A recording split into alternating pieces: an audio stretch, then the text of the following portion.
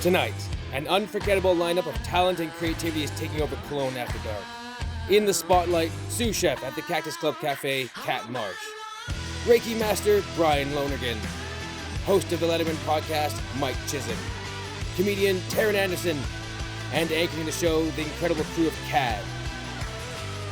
Get ready, After Darkers. This is Kelowna After Dark.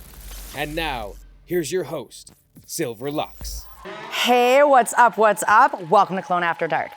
I'm Silver LUXX, I'll be your host this evening, and man, we got some guests coming at you tonight. It's gonna be a wild ride. That's right, keep the energy coming. You know, Kelowna isn't just about lakes and wine, although those are pretty fantastic. We're also a thriving hub for art and culture. From the murals and public art installations scattered around town to our vibrant festival, this city is brimming with creativity. I've been trying to keep up with all the art events, but there are so many and it's amazing. There's the art walk, the art on the avenue. Next, they'll have art in the air just to mess with us. Kelowna's also got this cultural district downtown where theaters, galleries, and street performers are always mixing it up. I once saw a Shakespeare trope right next to a breakdancing crew. The line between to be or not to be and pop and lock was pretty thin. And that's what makes Kelowna so special. We're a city where creativity thrives, where urban art meets outdoor beauty. How many places can you boast about murals inspired by the mountains and music festivals that make you feel like you're on top of them? We've got more than just pretty pictures and funky festivals. Kelowna's got the innovative spirit too, with startups blending creativity and businesses. So tonight, we're diving into a creative vibe with some truly incredible guests who are making waves in their field. So sit back, relax, and get ready for another amazing episode of Kelowna After Dark. All right, everyone, our first guest tonight is someone who knows their way around a kitchen like no other. She's the sous chef at Cactus Club Cafe, where she creates culinary delights that keep us all coming back for more. She's got creativity, passion, some serious skills with a chef's knife. Please give a warm welcome to Kat Marsh. I'm only here for the party. Trust me, we're just getting started. The sound, the vibe, I feel so alive. You're only here for the party. I might just get what I wanted. The sound, trust me, we're just getting started. The sound. Hey there, pretty lady. Welcome to the show. I'm so excited to be here. Thanks for That's having fabulous, me. absolutely. We're gonna have a blast. Yeah, it's gonna be great. We're gonna chat a little. You look lovely. Oh, I thank you very much. Absolutely, blue is so your color. Oh, I would hope so. Absolutely.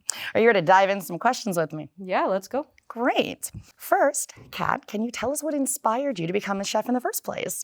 Yeah, so I think my passion for cooking kind of started when I was younger.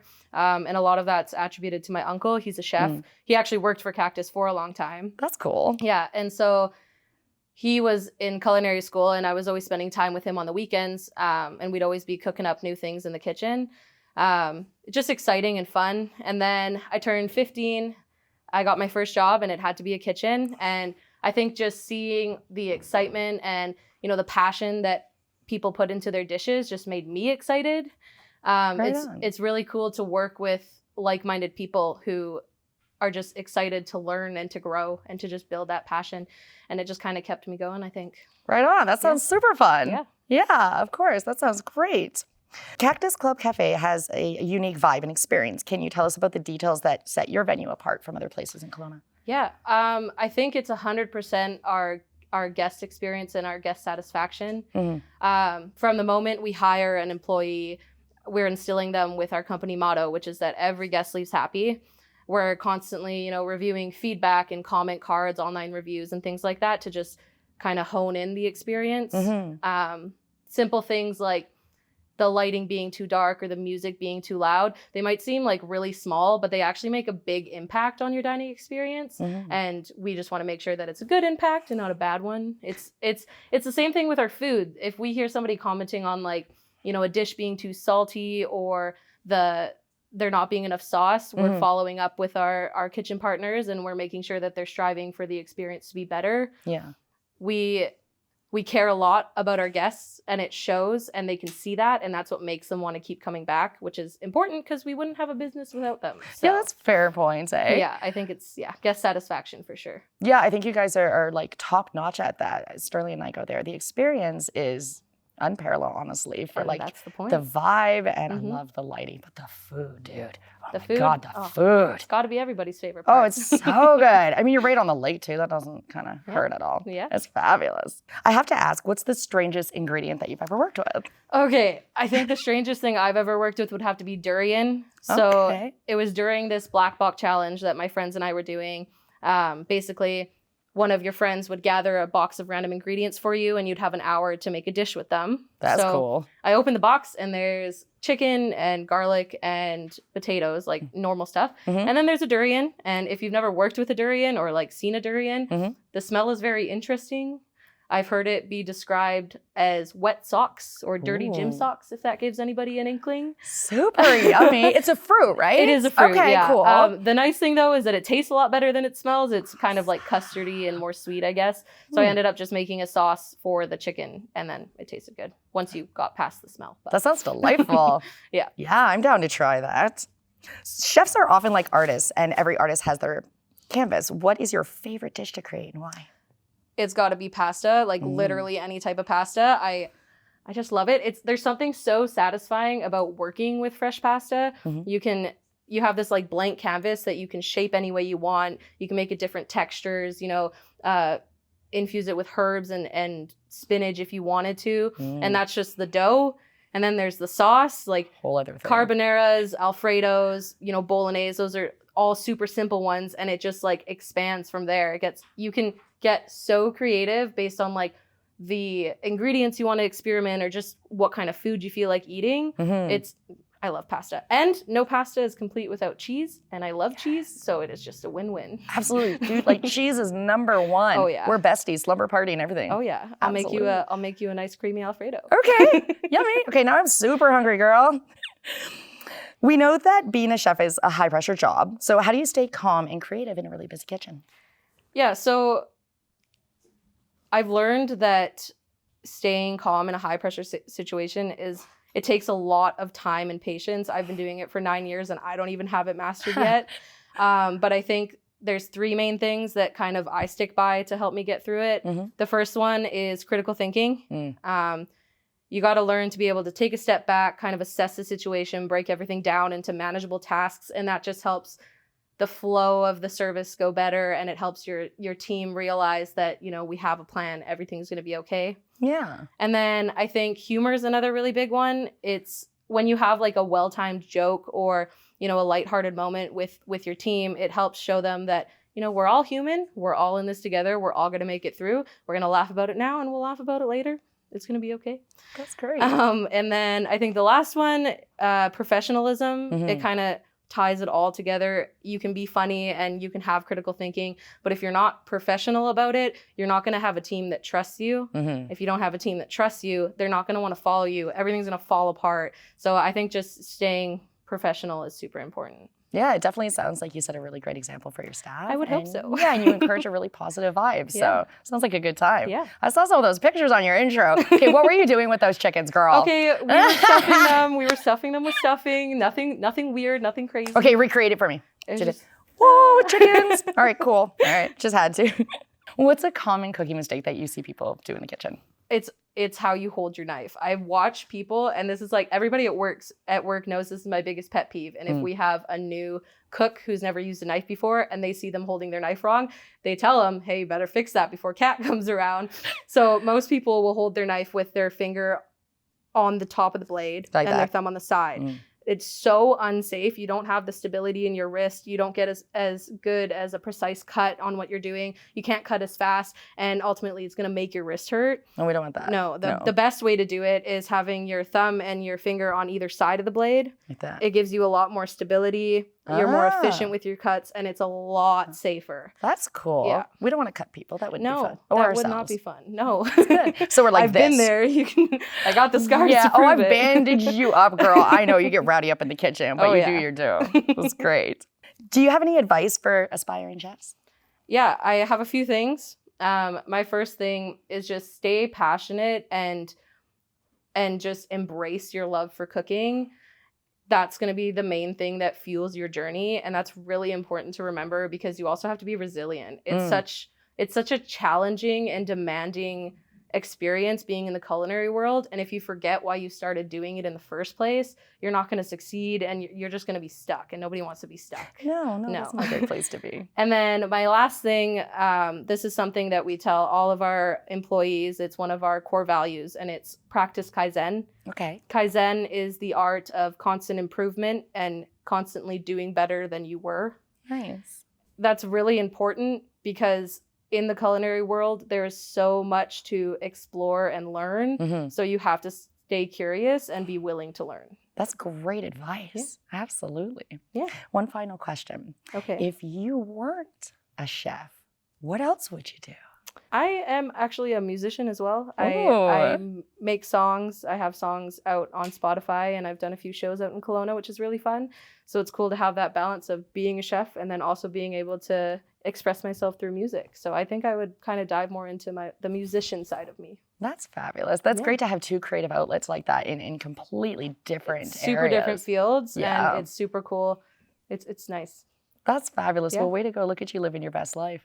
That's Yeah. wonderful. Woohoo. Well, thank you so much for coming on the show tonight and sharing all of your insights and your Yeah. passion with us. I truly enjoy talking with you. Me as well. Thanks for having me. I had a Absolutely. blast. Me too. Dope. Let's make some noise for Cat Marsh, guys.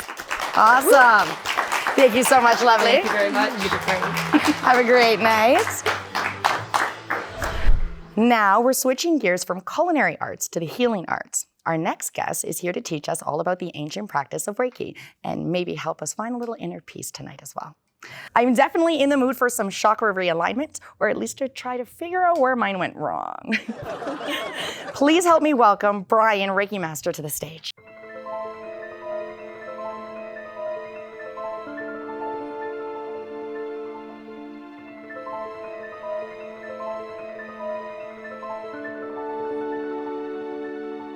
Hey Bryan, how you doing tonight? Great, how are you? I'm doing good. Thanks for coming on the show. Let's chat. I'm so excited to have you here with us tonight. Yeah, me too. Yeah, chat about your journey, and you've done some really interesting things. Absolutely. Yeah, it's been exciting. Right on. You ready to dive in? Yeah. Great. Let's begin with a bit of context for our audience who maybe doesn't really know what it is that you do or understand kind of what's going on there. What do you do with Reiki? Well, so Reiki is an ancient healing practice that was discovered by Dr. Mikao Usui in the late 1800s. And it differs from most healing techniques where to be a Reiki practitioner, you have to become attuned to Reiki. And then that just allows the energy to flow through you better. And you become like a conduit to be able to share that energy with other people. And the word Reiki is made of two Japanese characters. And roughly translated, it means universal life force energy. So the Rei would be the universal consciousness, which is like all knowing. That's Comes cool. from like higher self or higher consciousness. And the ki would be like the life force energy part of the word. And that's the same as like mana in Hawaiian and okay. prana in Sanskrit. That's super rad. Yeah. I dig that for sure. Yeah, it's interesting. It is interesting. You've had such an inspiring journey from healing a physical injury to finding peace through Reiki. Can you share with us how you first discovered Reiki and what drew you to the healing practice? Yeah, Reiki actually first discovered me. It was funny. I was using like bots to get more graphic design contacts on LinkedIn after I graduated from the Center for Arts and Technology, actually. And it was funny because one of the people who accepted my invitation was a student in the exact same program here, but the next run through. That's neat. And we just got to chatting, and she mentioned that she was in Italy and offered me a free 15-minute Reiki session from a distance. Yeah. So I just, I didn't know much about Reiki at the time, just that it was like energy work and it could be quite healing and transformative. So I just gave it a shot and went from there. That's awesome. It definitely seemed to take hold there and really sit well with you. So that's wonderful. Yeah, it's been great. Awesome. From what I understand, Reiki is just one part of your healing practice. You also do guided meditations. Can you tell us how you combine Reiki with that to get a deeper healing? Yeah, so like when the body is more relaxed, it's able to heal itself better. And it's also able to receive energy better, and the energy can go where it needs to go with greater ease because the body is in a more relaxed state. And so then I just combine Reiki with meditation and throat singing as well. For like all of my sessions, I'll incorporate all three because it just works the best that way. Yeah, that sounds really unique experience. Very cool. You mentioned you had a transformative experience with a shaman and that unlocked your ability to throat sing. Can you describe what that was like? Yeah, it was pretty wild. It was like definitely out of this world for sure. It was a plant medicine ceremony, and Okay. plant medicines can be quite powerful sometimes. So it was like I'd achieved a state of bliss almost. Like when the medicine took effect, I just leaned back, and it was like the world. It was like an inward journey, and Wow. I just started to throat sing out of nowhere. And I'd been kind of trying to learn before when I was at work, but I wasn't getting it. I was working with someone from Mongolia, Oh, yeah. and that's like part of their culture there, huge part of their culture. So he would just kind of laugh and be like, no. And then when I came back after that experience with the shaman, I showed him, and he was like, whoa, how did you do this? Yeah, just unlock something inside you, eh? Yeah, it was pretty cool. What a trip. Yeah, it was That's awesome. cool. Yeah. Yeah, because that's some neat stuff. And I can imagine, like, as you're trying and you're not finding and then just to have it come out of nowhere, that would be super rad. Yeah, it was awesome. Yeah. You're also working on a 20-minute track titled The Year of the Dragon. Can you tell us a bit more about that project and how it incorporates the things that you do? Yeah, so it's like a passion project. It incorporates just all the things I enjoy, like animation and throat singing and just music, making the music and the track. And then I put the Reiki into it as well through like the layers of the art and through my voice, because like our voices are a lot more powerful than most of us realize. Just through words, you can convey energy and emotion. Absolutely. So that all goes through everything. And that's so neat. I've been finding some stuff that's really been pointing towards manifestation, really dwelling within in what you say and in the intention behind what you say too. So that's neat. I super dig that. You have an event coming up on October 27th at the Laurel Packing House. What can people expect if they come to see you perform there? I'll be doing like 20-minute sessions, I think, 20 or 30-minute sessions where I'll do a quick guided meditation, and then I'll share some Reiki and throat singing as well. And I might even bring my shruti box too. Oh, that's and cool. I'm talking with them, and I might do a short performance there as well sometime throughout the day, but we'll see about that. That's exciting. Yeah, it will be really fun. Right Looking on. forward to it. Let's talk about your intuitive design process. How do you approach creating your healing sessions and throat singing tracks? My healing sessions are different for everyone. Even if like you were to come today and then again tomorrow, it'd be different just because I just follow where the energy goes, and it's not going to go to the same place every time. And everybody has different issues or things that need dealing with or areas they want to improve on even. So it's always going to be different. And then same with the throat singing that comes through in my sessions too. It's always unique and different each time. That's awesome. Yeah. Yeah, I love it. And what advice would you give someone who's new to Reiki or meditation and just kind of wants to start their healing journey? Just to trust your intuition and not rush, because everyone heals at their own pace, and there's no need to rush. Like everything just happens as it's supposed to happen. And just not to rush and not to give up too, because sometimes like just beyond that threshold is like where the greatest gifts are. Yeah, absolutely. Just got to persevere, right? That's awesome. Yeah. We get to do something a little fun tonight, right? You're going to take us on a guided meditation. Yeah, it should be fun. That's awesome. Looking forward to Well, this. I am going to relinquish the floor to you, and I will follow any instructions that you tell me. You just let me know what we're supposed to do. Okay. Awesome. Just like to invite everyone to just focus on your breath and take a nice deep breath in through your nose and out through your nose if that's comfortable, and notice if the air feels a little bit cooler as it comes in than it does when you breathe out. And we'll start by just relaxing our body. We'll start at our feet, relaxing all our toes and our ankles, come up into our calves and thighs. If we lose track of thought, just focus back on our breath and bring that relaxation up in through our torso and our backs, into our neck, up into our head. And if you feel comfortable in the audience or comfortable in your space at home, I invite you to close your eyes, and I'll do a short guided meditation through us but if you get lost in your thought, just focus back on your breath and it will bring you back to a state of calm. So I'd like to picture yourself on a deserted beach on the ocean several thousand years ago, at the primeval sea in front of you, and the night is clear and the stars are twinkling in the sky, reflecting off the ocean.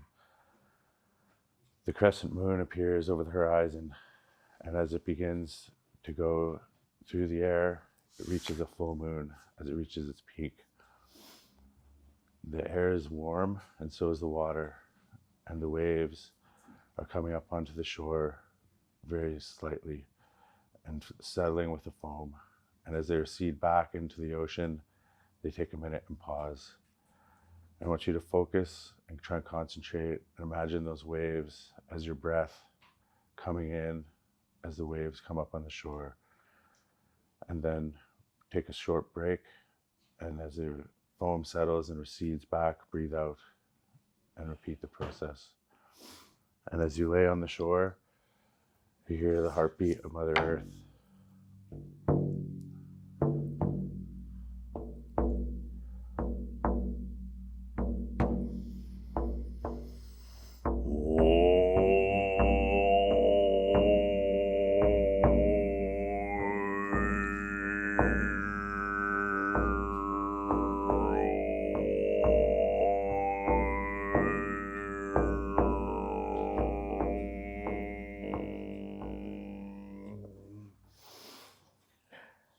And the moon continues back down and begins to set into back a crescent shape. And the sun begins to rise over the horizon, forming a disc shape.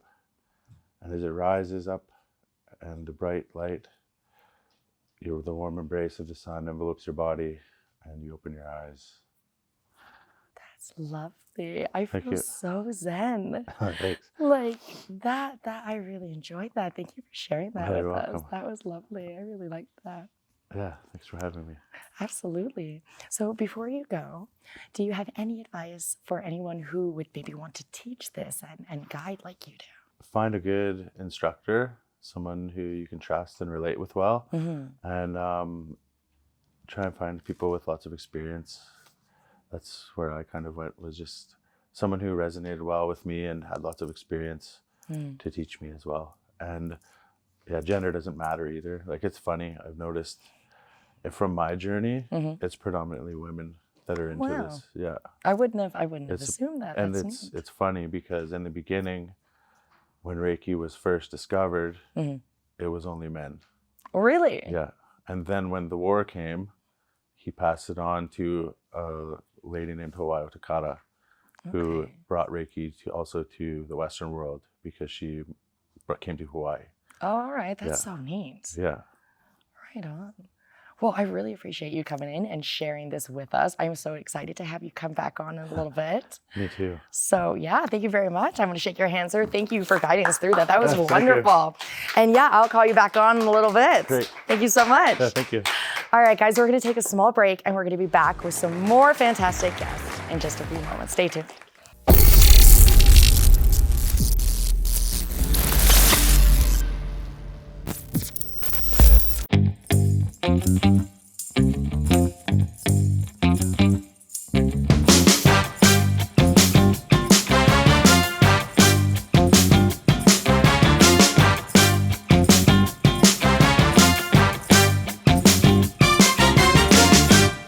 Hey there, folks. Andrew here reporting from the heart of Kelowna's Farmers Market, where the veggies are fresh and the vendors are friendlier than your Nana. So let's go talk to some of them and find out what's so great about the Farmers Market.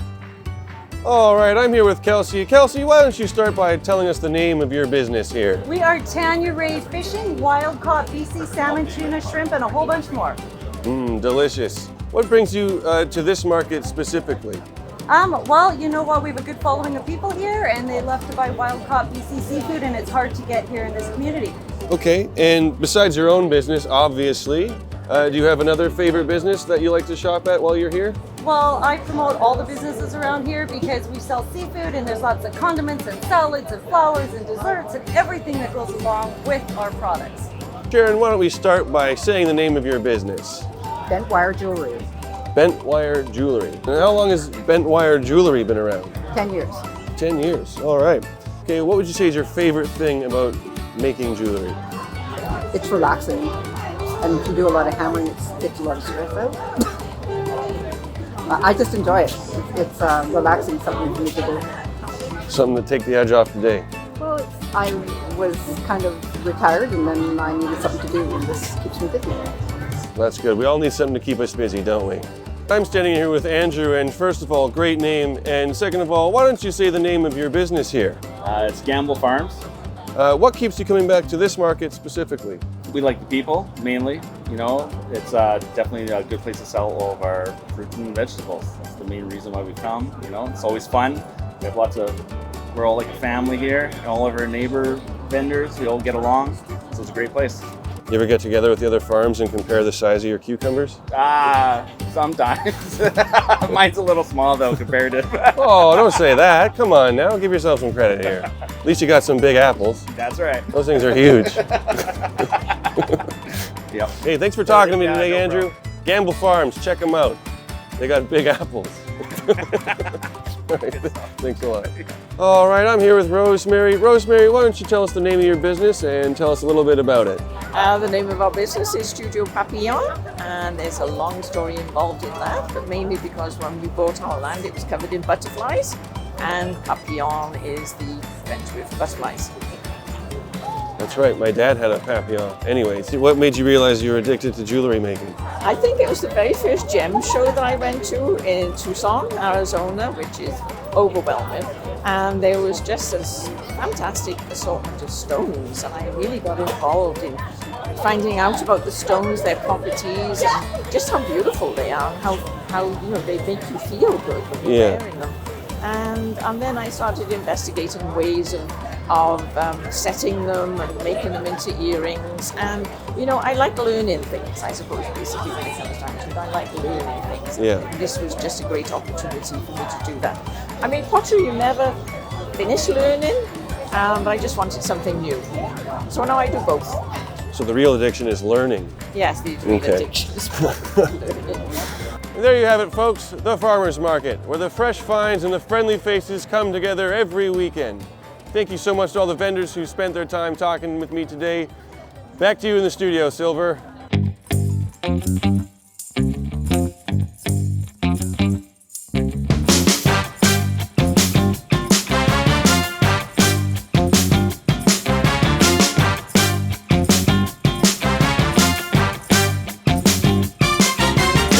Welcome back to Kelowna After Dark. All right, everyone, we have a fantastic guest coming up next. He's the host of the Letterman podcast, a show dedicated to celebrating the work and the legacy of the legendary David Letterman. He's a super fan turned storyteller who's turned his passion into an incredible podcast that's gaining some serious buzz. Please give a very warm welcome to Mike Chisholm.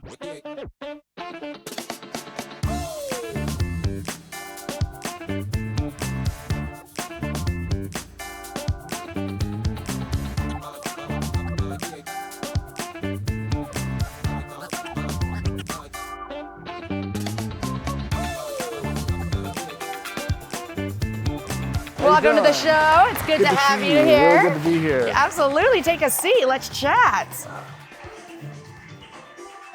We are thrilled to have you here This is tonight. fantastic. Super fun, right? This is fantastic that you're doing this in the city of Kelowna. Absolutely. What better place when in the I world? heard about it, I was just absolutely mesmerized, and I reached out to you immediately. Yeah, you were on that, man. Oh yeah, no. This is fantastic. Isn't this awesome? Yeah. Oh man, I love it. I dig it. I dig it so much. Are you having a good time? Absolutely. Rad time for sure. Fantastic. Incredible people to talk to. What could be bad about that? Yeah, well, present company excluded, but yeah, I mean, no, this is really cool. I'm really, I'm honored that you asked me to be on here. Absolutely. This is really cool. I'm so I glad dig to it. have you I'm here. born and raised in this city, and the That's idea cool. and my connection to the world of late night, although slight. Super exciting to have it happening here. That's fun, right? Yeah. I was so surprised that there wasn't already something like this. I thought for sure we've got to have something like that. No, but it's no. this is great, and I wish you much success. Thank you very much for I appreciate letting me that. be on here tonight. Absolutely. Thank you for coming, joining the fun. Yeah. Super rad. You ready to dive in some questions with me? Oh, whatever you like, Silver. It's your show. Let's do it. You are obviously a huge fan of David Letterman, and you've turned that passion into your podcast. So how did that journey begin for you? Oh man, it's a long story. I've mapped out. I had an encounter with the show, with Late Show with David Letterman. Dave is the longest running television talk show host in history. He is the influence of a legion of stand-ups, performance artists, and of course he has the most decorated career in broadcasting ever, as far as I'm concerned. So I needed to go and see the show one more time, and it was a month before he retired. And do you believe in serendipity? Do you Absolutely. Yeah, I do. Yeah, it's funny. It's like the older I get, the more I believe in it. Yeah, here to that idea. But no, I mean, I kind of manufactured this moment where I would have my picture taken behind Dave's desk, and I kind of had that figured out with some of the people that I kind of knew behind the scenes of the show that I'd reached out to over the internet. Yeah. But then the universe kind of said, "Hold my beer." Like I got my picture taken behind the desk, but the universe said, "Hold my beer. I got something better for you." Dave does a Q&A before the show. Right. And I had thought I'd thrown it out to the universe that I really wanted to be called on for that Q&A. Yeah, that'd be neat. I knew I was going to be in the first couple of rows of the show, and as we were ushered to our seats, I sat right in front of where his monologue spot was. That's front smart. row, right on the very left. Dave comes out for the Q&A before the show, picks a guy that I saw online, and then I have my hand up. And I had this salmon jacket that my wife had just made me purchase at Century 21 the day before. That's awesome. And she goes, "It's salmon, it'll pop." Yeah. When you're got your hand up, you might. So anyway, sure enough, it worked. Brilliant. Dave called on me, and we had this exchange. It was probably 2 or 3 minutes, asking my name, where I'm from, asked about Kelowna, all that sort of stuff. I was a bit of a brat talking to him. And love it. And then he turned around. I asked a couple of questions that were kind of bratty, and he turned around to Paul Schaefer, who's also Canadian. And he said, "Paul, these Canadians, they're supposed to be, they're just, they're supposed to be polite. They're supposed to be all these things." And the whole audience is laughing at me. Okay. And I'm in my glory. Absolutely. David Letterman is making fun of me. That's great. Yeah. And we finish our exchange. And the show starts, and the first thing he does, he had made fun of my salmon jacket, actually. And so the first thing he says before he starts his monologue is, "Oh, if you're really good, we'll get you a jacket." And he turns, and the camera pans onto me in the audience. And okay, so as a Letterman enthusiast, it's a moment of a lifetime. Absolutely. That would have been so surreal. So it's a month before he retires. The New York Times is on hand. They're doing their final spread on him. Normally, only the CBS photographer, who I've actually had on my show, cool. would be able to take pictures there. But the New York Times is doing a spread on David Letterman because he was retiring. And there was a Pulitzer Prize winning photographer there named Damon Winter. And Damon Winter happened to be shooting behind the scenes of that show. So to our surprise, in the New York Times the next day, if there isn't a picture of the Q&A of the moment that David Letterman is looking back at Paul Schaefer making fun of me, so that's on the left, and on the right is me in the audience with the entire audience laughing at me. Black and white photo, New York Times, New Yorker, all of that. That moment was one of the greatest moments of my life. It's 1 billion to 1 shot. Oh yeah, absolutely. It's 1 billion to 1 shot. And so after that picture was taken, my connection with the show, the folks who worked on the show started to deepen and deepen. And so that in a nutshell, that was kind of if there's a lily pads that lead us to where we are now, that was the first one probably. Yeah, that's wild. Yeah. Like what a neat experience. It was super, super cool. Like, I'm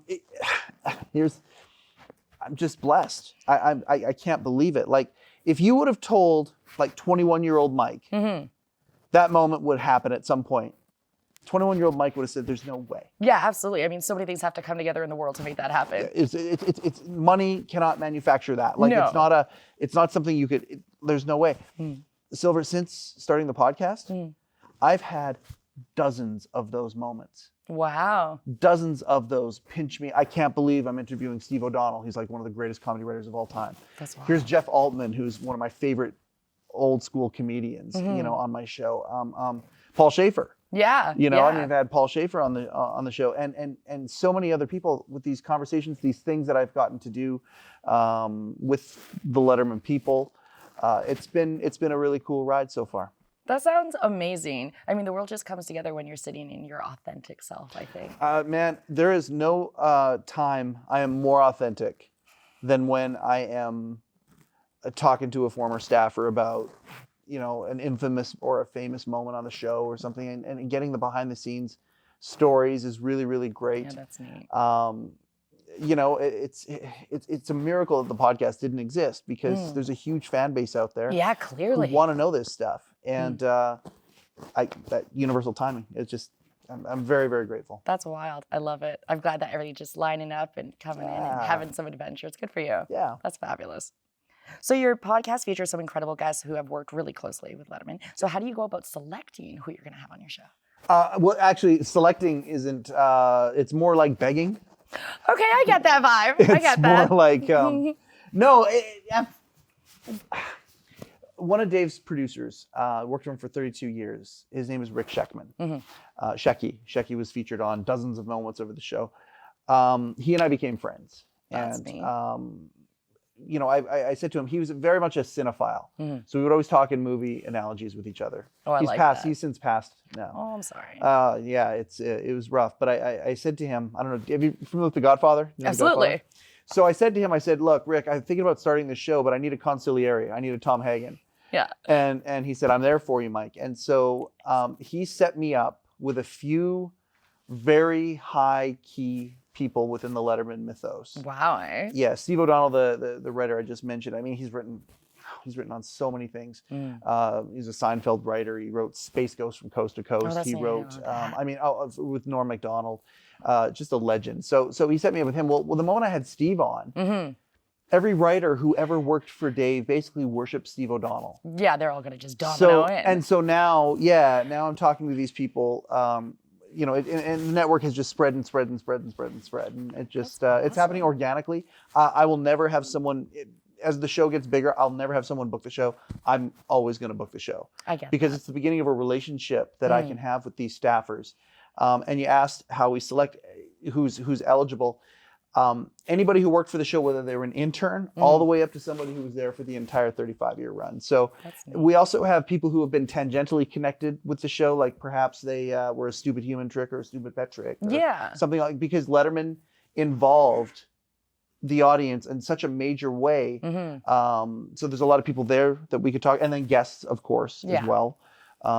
We've got some very, very, very big name guests that are about to come on our show, like household names, who just want to talk about their time guesting on Dave. So the trajectory of the show is going in a very interesting. Did I answer your question? I don't even know. I think so. I'm just enjoying listening to you talk, honestly. I'm a podcast host. I can talk. That's just, yeah, you can. I've got this two is podcasts, interesting. actually. I've got two podcasts. Wait, you have two, do you? I do. I also host a men's mental wellness podcast. And that's where I got my, if I have podcasting chops, that's where I got them. Right on. Do I have a second to go down a path here? With that? Let's take an adventure. So the men's mental wellness podcast that I host, my wife has a men's mental health app that she's built called He Changed It. And so that's pretty neat. A few years ago, I said to her, how can I help? And she goes, well, we need a podcast. We don't have any money for marketing. So, and I started hosting this men's mental wellness podcast that supports the app that my wife and her team are building. That's special. Yeah, it's really, really cool. And I adore it. It's a lot of fun. Well, I've talked to men's mental wellness is like a silent crisis. The World Health Organization calls it one of the world's most serious silent crisis. Wow. A lot of guys don't talk. They bottle things in and whatnot. So anyway, I have these men with a story, or counselors, psychologists, people on my show. And all of them are saying that these guys are in their 40s and 50s and they're popping. They're either having heart attacks or getting really, really sick. They go through relationship breakup. And I mean, unfortunately, like 7 out of 10 suicides are middle-aged men. Yeah. And so the advice that was given to these guys, that many of them have stuff inside them. You may not play in front of 20,000 people, but get a guitar, learn 10 chords, and then you can play, 90% of songs out there. You're not going to play for the Vancouver Canucks or the Los Angeles Kings. I'm a big Kings fan. You're not going to play for them, but you could go and play in a beer league. That's true. So I am hearing this week after week on HeCast, and I'm thinking, I'd be a hypocrite if I wasn't doing the same thing. And I literally started the Letterman podcast just for that. And it just, after episode 1, it started to catch fire. And I'm so grateful. That's awesome. Yeah, you were like all over online, dude. It's organic. I'm not doing anything to push it out there. I'm just literally enjoying every second, trying to be as present as possible. Because if it does go up a level, you're going to be thinking back that you weren't present enough when you were in the building stages, the embers, right? So I'm really trying to be present about it. I really like that you have the foresight to be able to like look at that and go, okay, I'm going to be present in this moment, take it in, enjoy it. Usually that's something that a lot of people miss and it becomes a regret, right? So good on you to be there. The Power of Now by Eckhart Tolle. Highly recommend. Yes, That's, incredible. I agree. It's a mental gym for exactly what you were just talking about. That's if you want to learn how to be present, read that book. Absolutely, I really enjoyed the way that you just described that, though. Ah, that cool. was good. Yeah. All right. Right on. I dig it. So I guess I'm a half decent podcast host. You're fabulous. Whatever. You're awesome. I dig it. Your podcast also touches on your personal experiences, like attending the Letterman events, and what's one memory for those events that like stands out to you the absolute most beyond that moment with the jacket? Yeah, that's that's it. It's super easy. Yeah. No, it's a super easy Okay. one. So Late Show with David Letterman filmed at the Ed Sullivan Theater for over 22 years, right in the heart of New York, Broadway and 57th Street. Well, the building has businesses attached to it. And down 57th Street, there's a little deli called the Hello Deli. And there was a guy by the name of Rupert G. Rupert G owned the Hello Deli. And when Dave moved into that theater, they had a Meet the Neighbor segment, and they went and met Rupert. Well, the relationship began, and Rupert appeared on Late Show with David Letterman like over 500 times. Wow. He was a staple on the show. Yeah, I need to just get a bed in the back, I guess, eh? Yeah. You know the show Survivor? Yes. Okay, so Dave hated doing the stuff for the network. He didn't enjoy it very, very much. So, and the network was always like, hey, the person who got kicked off Survivor, you should have them on as a guest. Well, he wouldn't bring them on the stage. He made them go into Rupert's Deli and he interviewed them via satellite. That's funny. From Rupert's Deli. Yeah, it's just, so Rupert, anyway, the Hello Deli is actually the one sponsor of the Letterman podcast. It's Rupert. Rupert and we've become great friends. Right on. Last year he sold the deli. And Dave's production company, Worldwide Pants, put on a retirement party for him at the Ed Sullivan Theater. That's cool. Okay. I spoke at that party. Get out of town. The audience, 99% of the audience were Dave's people. Like there's, I don't want to name, yeah, sure. There's one of his executive producers, Rob Burnett. There's one of his executive producers, Barbara Gaines. There's Steve O'Donnell. There's some of my favorite writers of all time. There's Steve Young. Oh my God. How did you even talk? How were you not just fanboying all the way? It was very easy. It was very easy because Rupert and his partner May, who ran the deli all that time, I adore them. I love them. And I'm freaked out. Yes, I'm like freaked out. But then I just look at Rupert and May and it's like, you know what? I'm going to talk about my friends that I love. That's awesome. And I made a couple of these people. It's funny. I made a joke. I made them laugh. That's and I mean, great. these are some of the most jaded human beings on the planet, these comedy writers, right? Yeah. And that was actually the thing that made them laugh, is I referenced that. And then I made a few of them emotional. Wow. And I mean, again, 21-year-old Mike, yeah, one day you're going to take the people who make this show, who are your heroes, and you're going to take them on a bit of an emotional thing. Just wow. And it's on YouTube. It's on the official Letterman YouTube channel. That's insane. Like I'm just, yeah, like when does that happen? Who does that happen to, right? Thank you. That's never like Tell me serendipity doesn't exist. Absolutely it does. You were like, I mean, just it's all over that. It's crazy. And the memories are still being built right now. There's a documentary I'm working on. Really? With potentially, well, it's with a bunch of it's with Robert Morton, who is, they used to call him the Prince of New York. He was Dave's executive producer when Dave was at his hottest. Okay. And Morty and I have become friends, and we're like working on a project together. That's wild. Look at you, and I'm one just of the a cool little kids financial now. advisor from Kelowna who just... You're not a little nothing from anything. You are a badass. Well, you are totally rad, man. I mean, it's the nerdiest badass ever. If that's Heck badass, yes. I don't know if badass is... Absolutely. It's pretty. It's a pretty weak, pretty Poindexter badass. I don't know. That's the best kind, man. You want someone who's smart and just got all the geek gear. And no, that's the way to be. You got to be gaming out and having fun. I don't feel any of that bill except for the geek part. That part I can. That's cool. All right, we just love the geekiness in general. I'm here for the vibe. I'm a total gamer girl. I'm a total geek. Right on. Yeah, I dig it. It was good. I play Fortnite. Yes, Fortnite. All right. Yeah. There we go. Get some love. That's great. My character looks like Marvel's War Machine right now. I'm delighted by it. I'm delighted by it. That's awesome, man.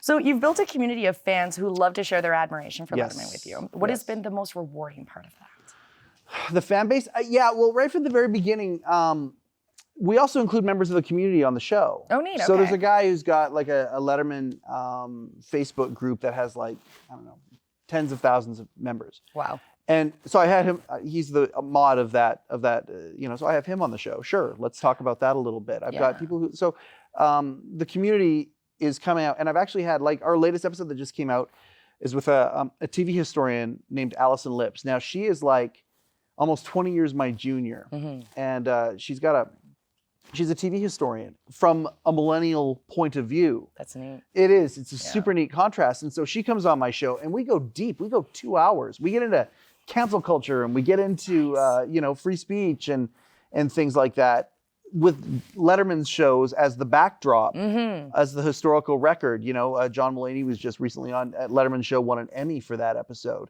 of My Next Guest with David Letterman.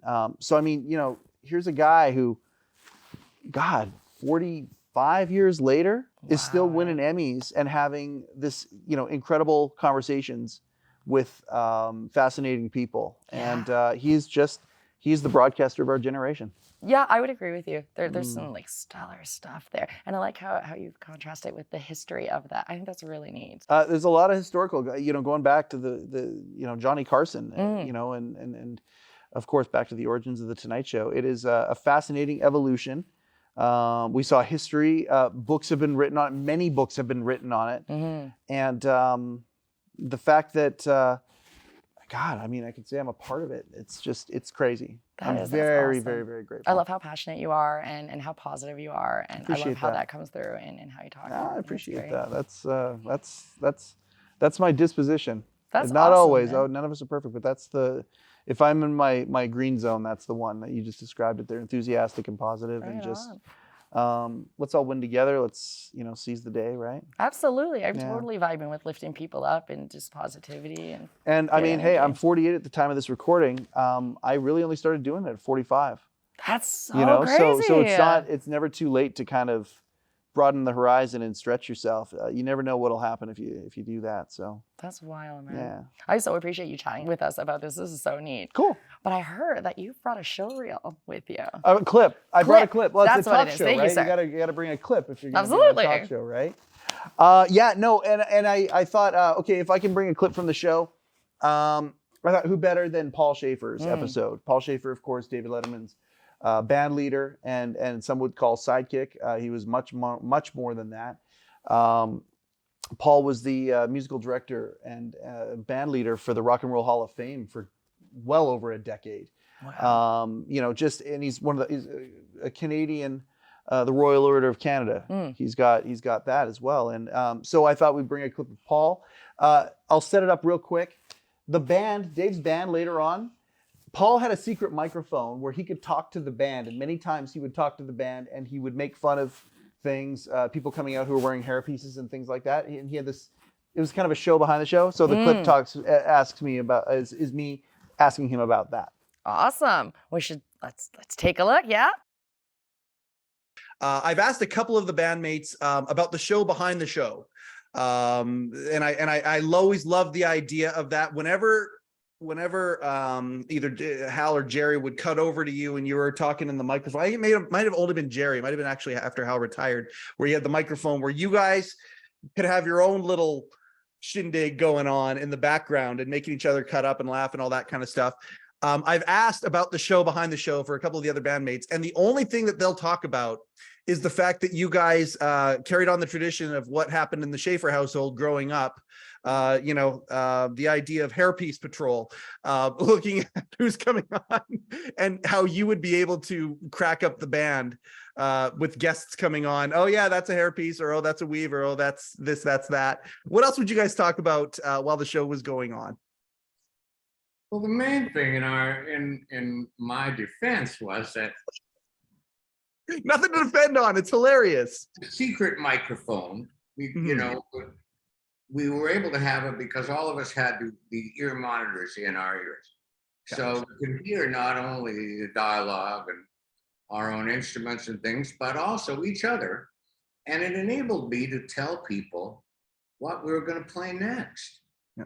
The ear monitors, you know, when we were on the air before they existed. And when they came into style, we started using it, was a revelation because I was really having trouble on that CBS stage. Sid McGinnis on guitar was way so over there that I'm trying to say, Otis Redding. Otis Redding. Meanwhile, Otis Redding, and it's in the middle of a show, so that could be a problem. That was awesome. Right on. Very amusing. I'm glad that you brought that to show. That's super fun. The great, iconic Paul Schaefer. Absolutely. One of Canada's greatest exports of all time. One of the greatest musicians on the planet. Yeah, Paul here, Schaefer, just amazing. Absolutely. What a cool thing that you got to sit down and have a conversation like that. Yeah, and then at Rupert's retirement party, it's like, hey, like he wrote a song for the, so big hug from Paul Schaefer. I also went and saw him and bass player Will Lee play at the Bitter End in New York. Like again, iconic moments. Yeah, like how are those things that are now a part of your history? That's your story, right? Like what a trip. Yeah. So cool. Yeah, so cool. It is. It's very neat. Man, I could sit here and talk with you for hours, right honestly. On, I'm having so much. I wish there was enough film on the camera to do that, man. We'd have like a hangout and have There's a powwow. no film in the camera Well, anymore. okay, I'm old, so we went there. It's I all meant ones and zeros. the card. The card has room. The card. There you go. We're filling the card. This has been awesome. This has been absolutely great. Thank you so much for coming on. Can I just say we are from the same city. This is the city I was born and raised in, and if ever I can do anything to help you with this show, you let me know. If you ever need a substitute guest, you need a sidekick, you need somebody to get Rachel a beverage, I'm your guy. Oh, I think Rachel might enjoy that, and There she's we gonna go. hate waiting on me all day, so she might enjoy that. No, any way I can help you, Silver. Honestly, that. I'm so excited about this thing, and this is just awesome. It's a pleasure to be a part of it, and I would do anything to help you with this. I appreciate that from the bottom of my heart. I love Thank this stuff, you right? so much. This I love is this so stuff. rad, and Yeah. I very much appreciate that you came on. Fantastic. This is great. Awesome. Yeah, let's give it up. Let's make some noise. Thank you so much for coming on. That was great. I give you a hand. Yeah, That was thank awesome. you so much. That was awesome. You're a rock star, man. Yeah, have a great night, and thanks. That was wonderful. You betcha. That was so cool, so much fun. Our next guest is an emerging comedian from right here in Kelowna, known for her sharp, witty humor and authentic storytelling style. She's been lighting up stages all over town and is a regular at places like Dakota's Comedy Lounge. Please give a big, warm welcome to Taryn Anderson.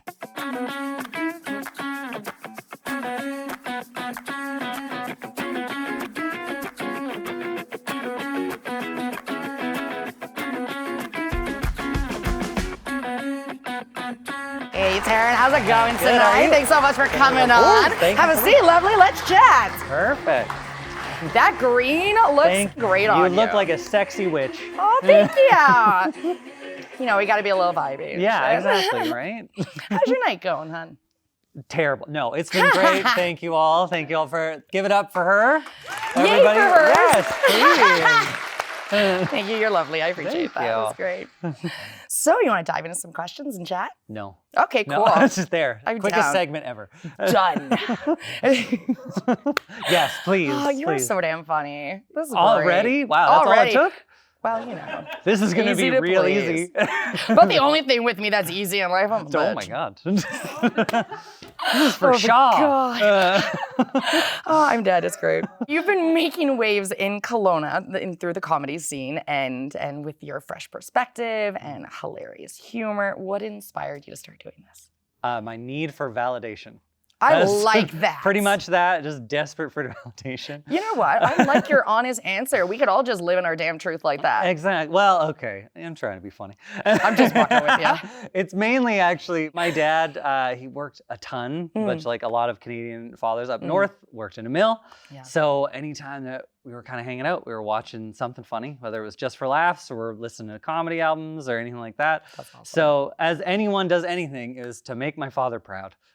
Hey, I like that too. Yeah, right? Yeah, that's So, great. I don't know if I'm there yet, but It's a trying. good thing to chase and it's rewarding. Exactly. And, it's yeah. good. That's not emotionally damaging at Not all. at all. Just normal Tuesday, you're good. Yeah, exactly. Oh my God, I am having fun with you. Good. This is Thank you. great. Whew. My father might finally be proud. Fingers crossed. Yeah. What's it like being a trans comedian?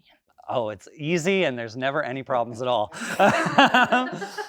It's, you know, it's very, very interesting because, you know, you have so much to talk about and people will be like, you want to talk about your experience. Like every comedian wants to talk about their experience. Of course. But you'll have people who, I've had a comedian one time come up to me who is Australian and it's just like, I like when you don't talk like just about like your, like the trans stuff. Like that's great too. Like I talk about being Australian. Right. I'm like, I am talking about my experience. Everybody knows that Australians are annoying. That's not a new thing. Like that's not something, you know, like they make fun of your accent. I'm worried about my rights. Yeah, you fair know, enough. like it's a different situation. Yeah. But like it is still very, like it's entertaining and it's nice to have that unique perspective, Absolutely. especially to, you know, perform for like my fellow community. But it's also just fun to be able to go in anywhere and have people be like, oh, that's funny, and I didn't really know about that until now. So it's like informing as well, right? Exactly. So that's I'm great. like a walking Wikipedia. Fabulous. Yeah. I'm here for it. Yeah. I take that vibe. Yeah, Very I will cool. take your money, much like Wikipedia. Perfect. Win all the way. Exactly, right? Absolutely. You have a knack for turning awkward encounters into comedy gold. Have you ever had an experience that was too awkward to do that with? This show, no. Ha! No, there's just, you know, there's just people that you'll have experiences with people, like I used to be a hairdresser, and so it's not that you can't make that funny, but it's just like, that's a vulnerable moment for people, or like I used to work at the mall. I've worked a lot. Again, I need your money. So there's just sometimes where I think you can find the humor in anything. I agree. But there's sometimes where you're just like, do you really want to keep digging for that one, or do you want to find something that's a little less awkward, but you can find the humor in? So I can't really think of like a specific one because I'd rather just go find a funnier thing to talk about. That's fair. Yeah. I accept that. That works. Yeah. What are some of the challenges you faced or the triumphs you celebrated as a trans comedian? It's always difficult when you're in an audience and there are people that you can tell are there to, like, they don't want to listen to a trans comedian. Maybe they're, you know, whatever their feelings are, they are not really happy to be there. You know, it's one thing when you get on stage and you can tell maybe your jokes aren't landing, but it's another thing when someone you can tell is just not having it because of who you are. That is a little frustrating. The triumph is when you still make that guy laugh. Yes. Like when that's a win. I've had a comedian friend of mine, Sarah Dawn, plug for her, pay her as well. Nice. It's like she noticed one time I was doing a long set and she was like, there was this guy in the back and I could tell he didn't want to laugh. And then eventually I saw him go, and I'm like, you got him. And so that was really nice. And then just again, like the biggest triumphs are whenever I've gotten to perform for like my community. I know this is a show about Kelowna. It's great, but I did get to do a show in Vancouver last month in July, where it was all trans women on the lineup, and it was for our community, and it was amazing. Yeah, that's super special. Yeah, Kelowna's great. Go to Vancouver. No, I'm kidding. Stay here. Only slightly though. Yeah, exactly. Just vacate for a minute. Exactly. Right on. I'm here for that. Your humor often explores the everyday mishaps of life that we all go through. What do you think makes those little moments so universally funny?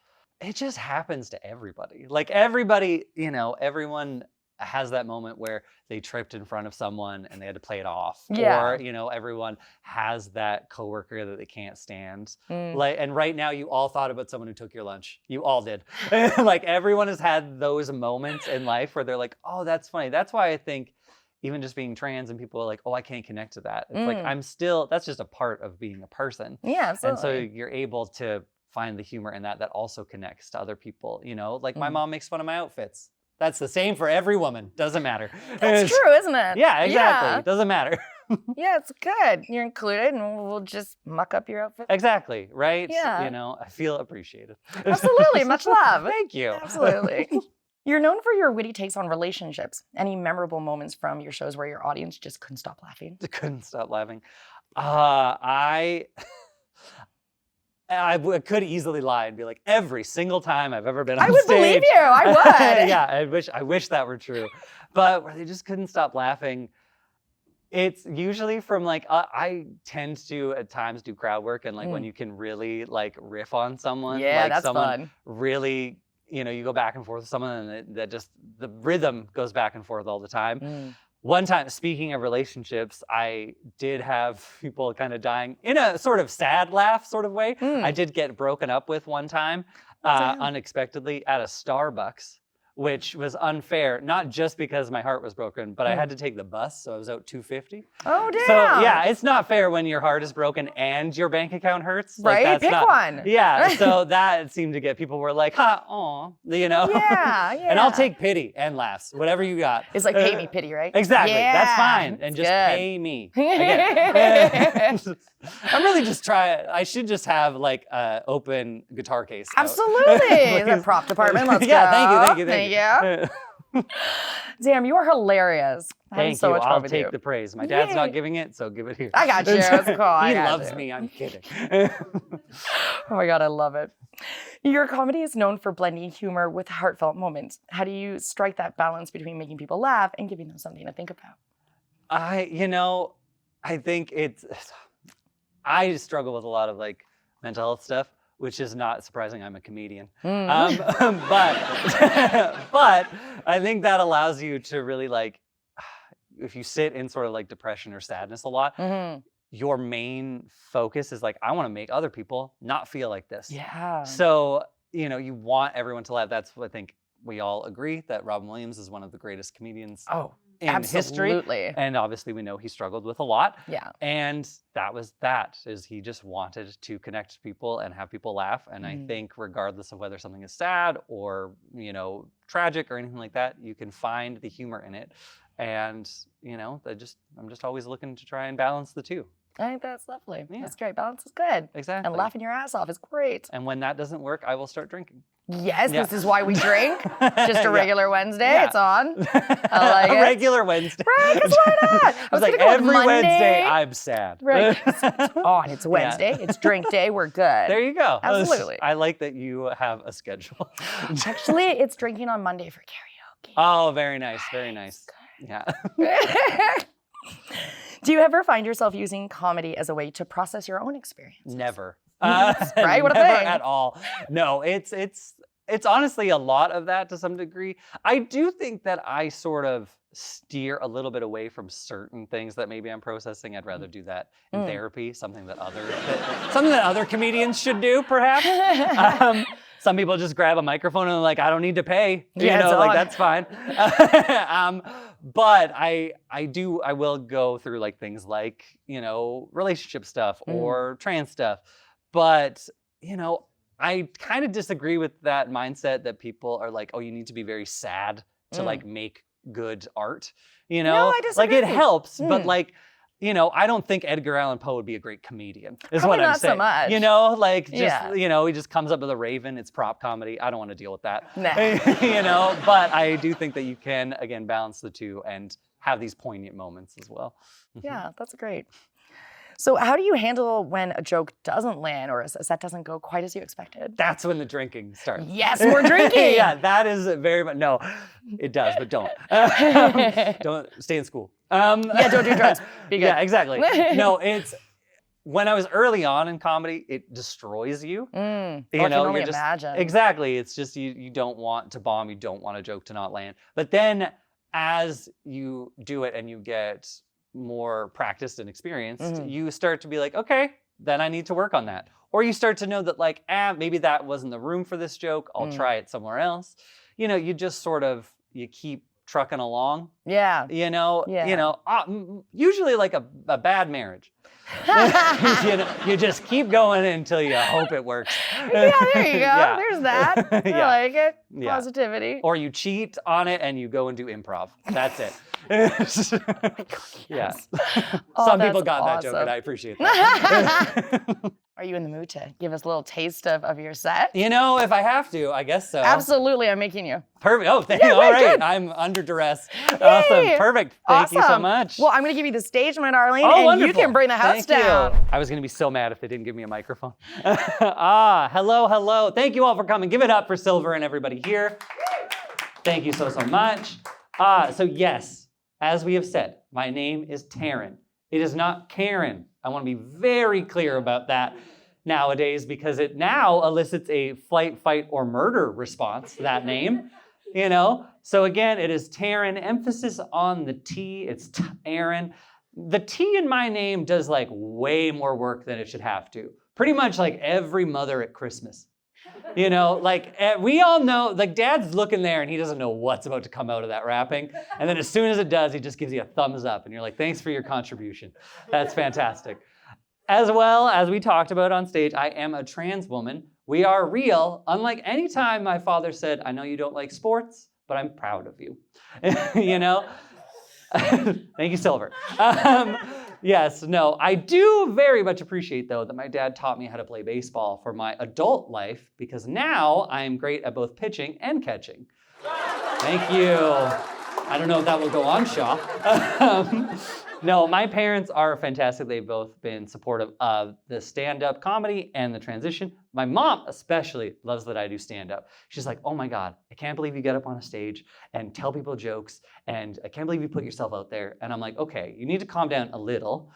All I do is go up in front of strangers and tell them the same things I tell my therapist, but with punchlines. That is it. It's just I get more laughs and it's less expensive. That's all it is. But I do, my mom has been super supportive the whole time of her, and she's very proud of her trans daughter. She loves talking about it on Facebook. But, you know, she had a difficult time at the beginning with the name change. That's always a bit difficult after many, many years of the same name. So she'd always just be like, oh, Taryn, I'm really sorry. I'm still learning. Much like how you need to learn that those shoes do not go with that dress, you know? Like, I always knew that I was a nerd, but I didn't know until now that my mom is a mean girl, you know? Like, I'm still very much waiting to, like, surprise her for Christmas, and she's just, like, in the room, like, writing in a burn book, like, my daughter is a fugly slut, you know? But I love her to death. I love that I have supportive parents. It's fantastic. I am annoyed that both they and I did not realize that I was trans until I was almost 30. That is too long to discover something about yourself. That is very important. Like at 30, around then is when like you're supposed to be done baking. Like that is when the universe takes you out of the oven of life and it's like, oh, this is who they are now. Like it just pulls it out and it looks in and it's like, oh, so this one just loves boats, has an obsession with 90s grunge, and hates ostriches for some reason. Like that's it. That's what that person is from now on. And just being in your 30s in general is weird. I'm so tired all the time. And I don't know why. Like when you're in your 20s, there's reasons for why you're tired. Like you're either like playing video games all night, or you're out clubbing, or you're like in bed looking up at the ceiling, like dreading your 30s. That's a lot of your 20s. You know? But now if I'm tired, someone asks me at 36, they're like, oh, you look really tired. Like, what were you doing last night? I'm like, it's my own fault. I didn't go to bed at 10. Like, that's it. That's all it took. You know? I do. Also, can I just complain for one moment? Why do my bones sound like an empty water bottle? I don't understand. I just don't understand. It's not really a joke. I'm very upset. But no, it's very odd transitioning later in your life. Again, I was like 29, almost 30. You know, but I also had an easier time with it than a lot of my younger peers. They have a hard time getting hormones a lot of the time. I just kind of went into my doctor and I was like, I am trans. And then that process started. I like to think that it's because he looked at my file and he was like, okay, I see the dosage of antidepressants this one is on, that she has OCD and is about to turn 30. Maybe boobs will make her happy. And that was it. And he was correct. No, it is wonderful. I so wish that there were signs that we should have known much earlier. Like I liked Aqua and the Spice Girls way too much for a young boy. Like I don't care if you're gay or otherwise. Like it was too much. I loved Sailor Moon as a kid, and I still do. Thank you. That's a trans girl. No, sorry, kidding. There you go, Steph. Gotcha. No, no, but I did. I love. God, I wish I had that wherever I went. No, but I loved Sailor Moon, and it was fantastic. And that should be a sign, because all that show is when your son is obsessed with a show where they're just cute girls hanging out and then they get into sexier outfits to fight demons. That is every girl's night. That's just all it is. It's just, instead of the demons being named Vartax, they're named Chad. Like, that's it. It's the exact same amount of glitter, though. The exact same amount. But I loved that show. Like, I loved it so much, but I was always terrified that, like, I was doing something wrong by watching it. Like, it was too girly. I was supposed to be doing boy things. Like, always worried my dad was gonna, like, bust into the room and be like, hey, what are you watching, my sweet male boy son? And then I just turn and panic, and I'm like, nothing, just hardcore pornography, father. And then he's like, oh, that's very manly, carry on. I'm like, thank you, Papa, you know? But no, it's sometimes though, you'll get some very weird questions as a trans person. Like, people will be like, what made you trans? And I'm like, I don't know what makes everybody trans. Okay, I do know what made all millennial Canadian people trans like me. Shania Twain's Man, I Feel Like a Woman. If you're mad, it's her fault. They played that a lot, like a ton. And that was how can you not dance to that song? You put on a dress and like some cowboy boots and you're having fun. Then your mom pops in. She's like, those shoes don't go with that dress. And it's a whole thing.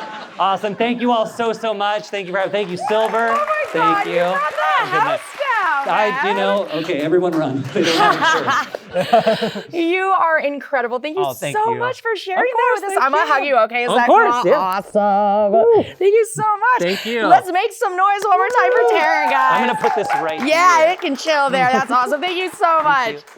All right, guys, we're gonna take a small break. We're gonna be right back after this. Stay tuned. Don't go anywhere.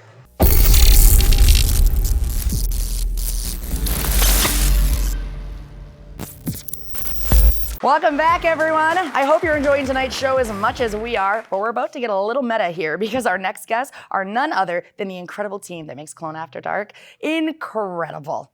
Please welcome our on-site producer, Rachel, and our director, Sterling, to the stage. Incredible team that makes Kelowna After Dark incredible. Please welcome our on-site producer, Rachel, and our director, Sterling, to the stage.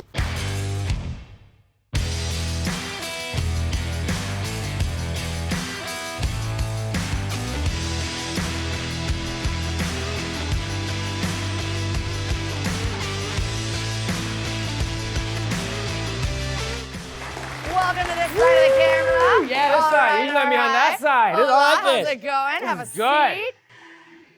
It's time for some fun. You guys having a good night? Always. Is I'm- it good to sit down? I'm tired. I haven't slept. Like, The struggle is real, my friends. putting on one of these shows is a lot of work. But And putting we put on out three in a of 'em, day. oh yeah. Yeah, we did. Woo, we got sound effects. Yeah, we do. We All were right. pros today. Boom. What? got Maybe Steph not in the tomorrow, house. though. Yes, Steph. What's up? Yeah, he understands that assignment. He was ready. Always born. Okay. Focus, smiley pants. Mm. You guys want to chat? You want to do some questions with me? Sure. I want to go to sleep. Not yet. Wait, it's not nap time, Grandpa. Settle down. All right, we're going to go behind the scenes and we're going to get the dish on the DL of all the craziness. Oh, so much crazy. So much crazy. It's all in me. We're good. Yeah. So, Sterling, as the director, Yes. you've been with us since day one, 3 weeks ago. Totally. All right. I mean, yeah. What was your initial vision for Kelowna After Dark, and have we stuck to that vibe? No, we've improved upon it. I love the sound effects, the extraness that we were putting into it, the luxification. Ooh. Yeah, that's a word I now. like your lexicon. Just do it. Of course. Invent. I will, and I do. I shall, and I have. And it's done. Yes, I am a rhymer. We're not letting Rachel talk. Rachel, you look quite pretty over there. Oh, thank you. So do you. Oh, I got it from my mama. See what I did there? All right. What is one behind the scenes moment that stands out to you? Something funny or fabulous or stupid? Got a moment? I would have to say probably the ability to like fly by the seat of your pants. Yeah. Because when you're doing these shows, if anything can go wrong, Oh, it does. it does go wrong. Absolutely. Why wouldn't it? Yeah. So Fun stuff. But you're Yeah. having a good time though, right? oh, I'm having a great time. Oh yeah, such we a good stole mama. days from you. Yeah. Yeah, we did. Thank you for that, by the Yeah, way. you're welcome. It's been my pleasure. Mine too.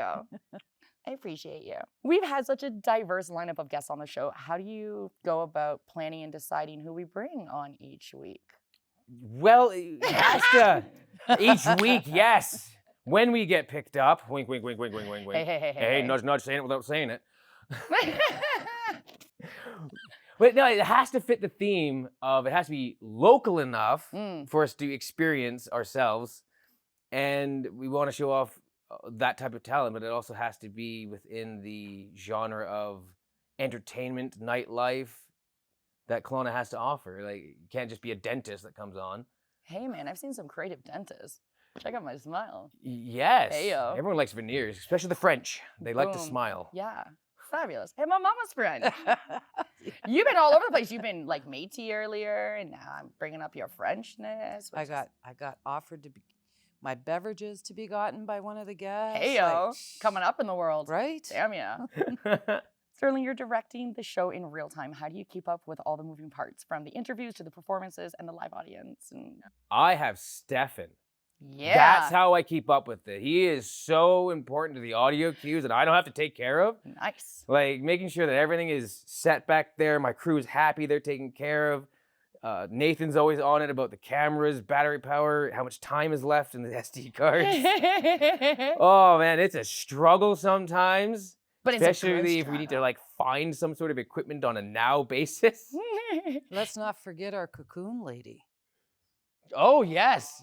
In the Wait, I'm not one of the cool kids. Bring me on your adventure. Our cocoon. Oh yeah, she's like Shay. in the She's in cupboard her there. own Just little she's got like cocoon. 3 pillows just chilling out. Yeah. Heck. I'm lost. Shay.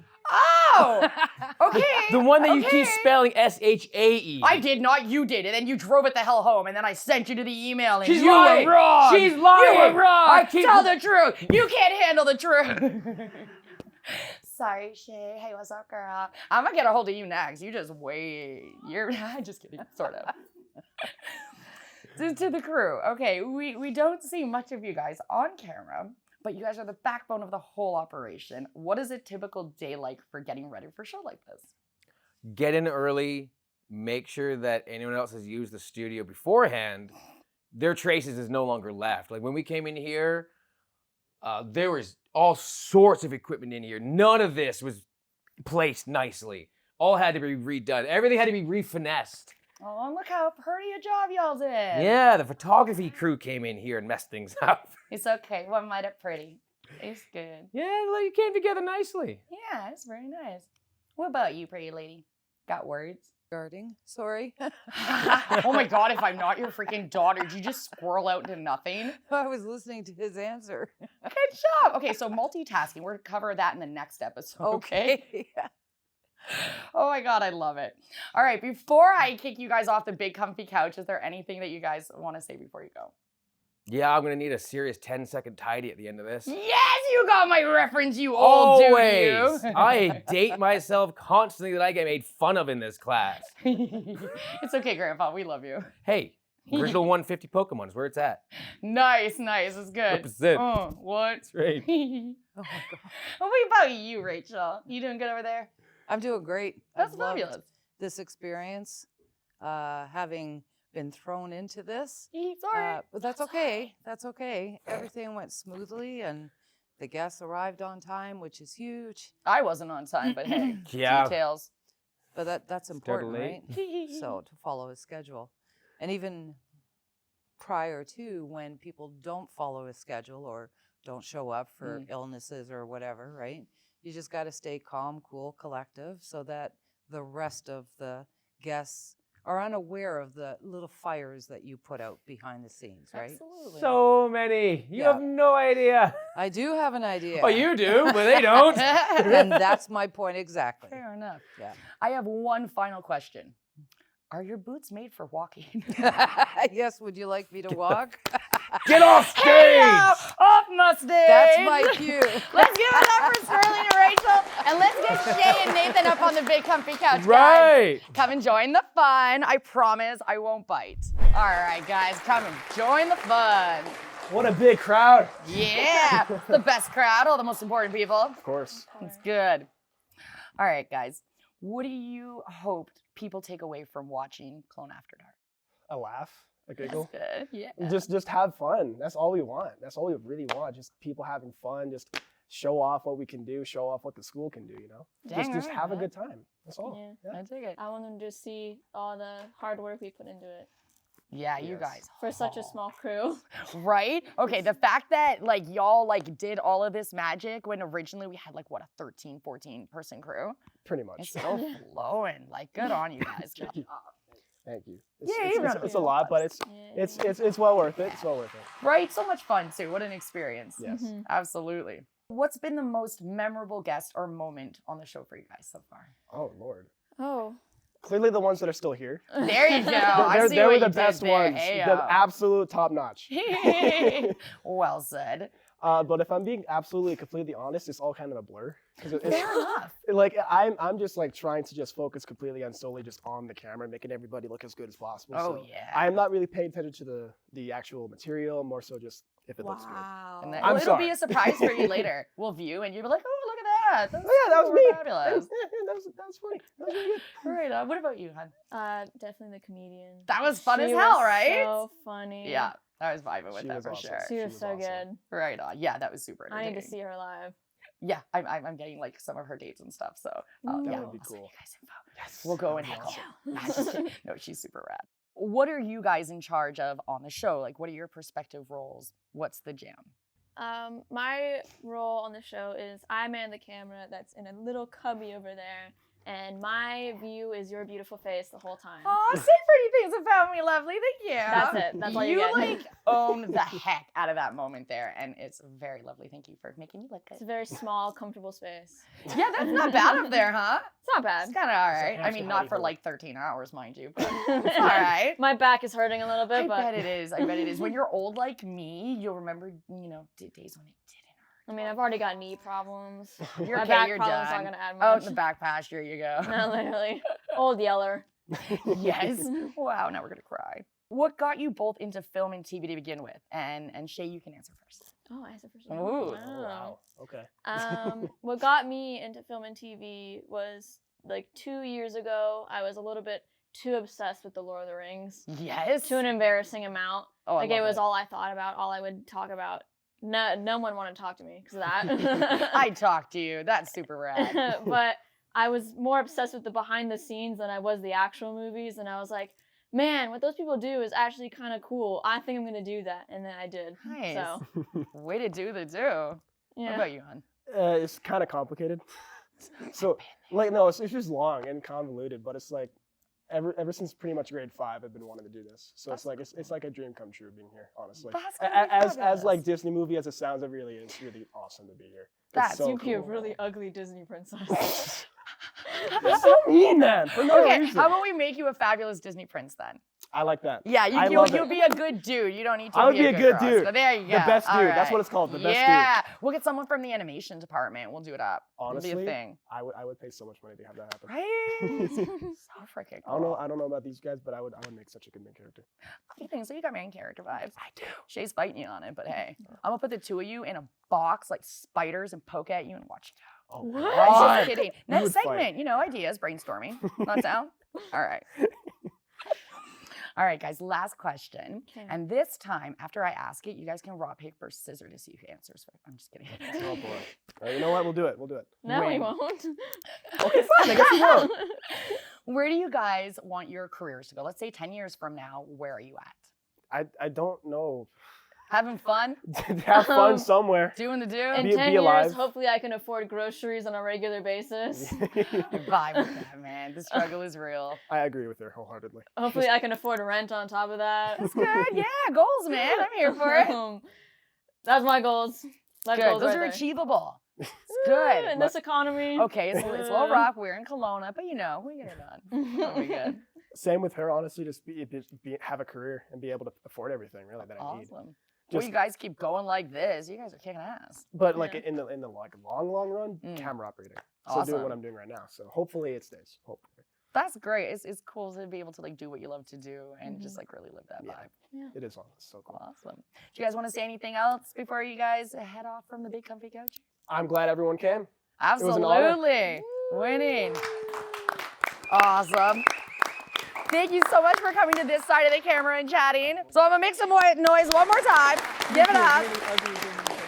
And thank you so much for coming to chat. We are not done yet, Kelowna. Coming up next, we have a very special finale encore performance. Bryan is returning to the stage to share some incredible throat singing. You're not gonna wanna miss this because it's going to be an experience like no other. Please welcome Bryan back to the stage.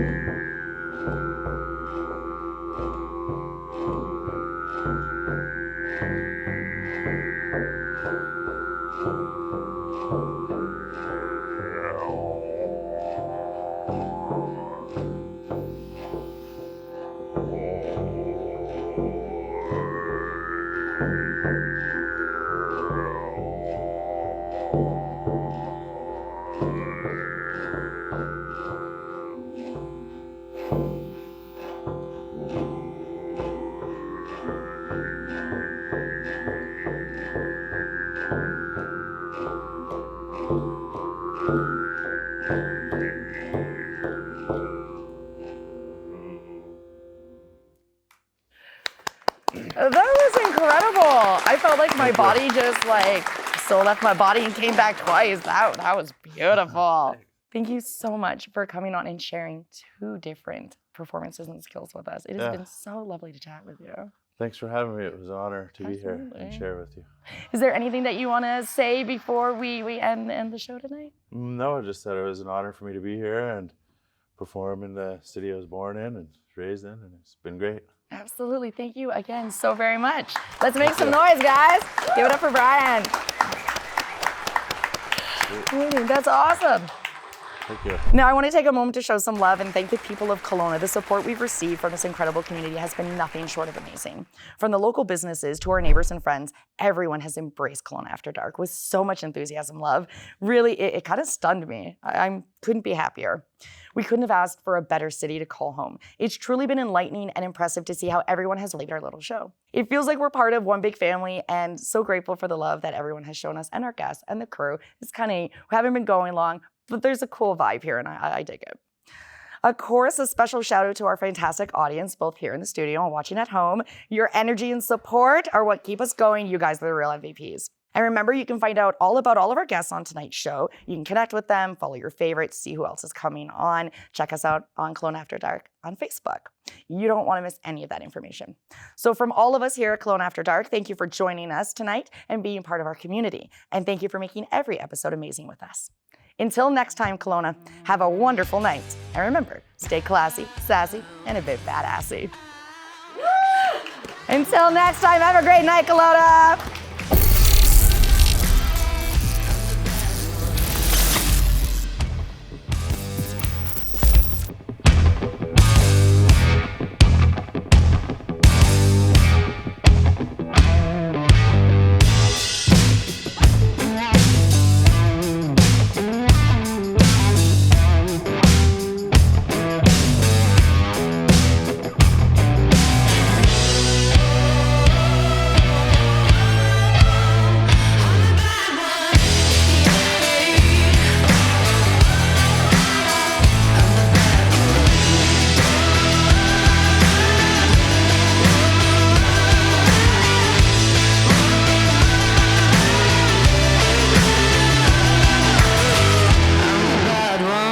Is that a wrap? Cut!